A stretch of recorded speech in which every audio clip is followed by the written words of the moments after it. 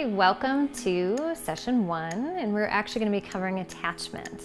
And attachment theory is actually a fundamental theory in psychology. The idea of it is how I'm getting my needs met and how I'm connecting with other people.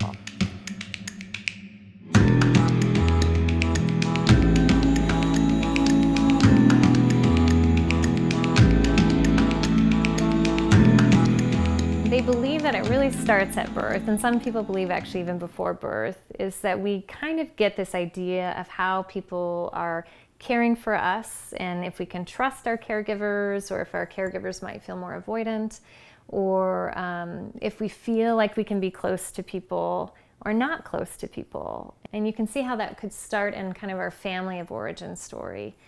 We clearly carry that into our relationships. And actually, specifically intimate romantic relationships are the closest we can get to our family of origin relationships. And that's where that stuff comes out. So the 3 main attachment styles we're going to be covering are avoidant, secure, and anxious. Now, avoidant attachment is someone that might feel like they need a lot of independence in their relationship.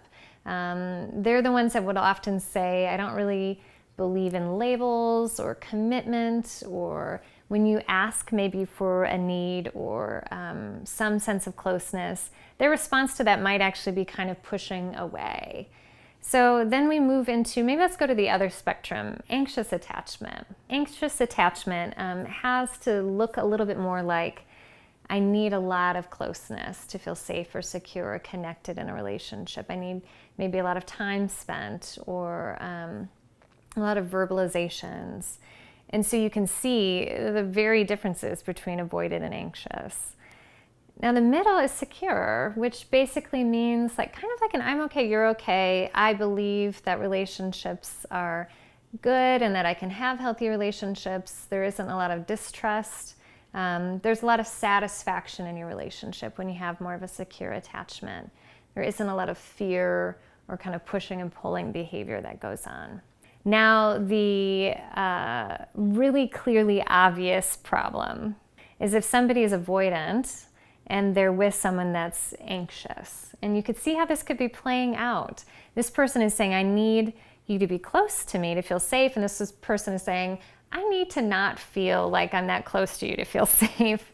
What I want you to hear clearly is wherever you're at in the spectrum, it's okay. It's okay for me to need some closeness here. It's okay for me to need some independence here. What you have to figure out is kind of a healthy balance, and also partnerships that are going to work best for you.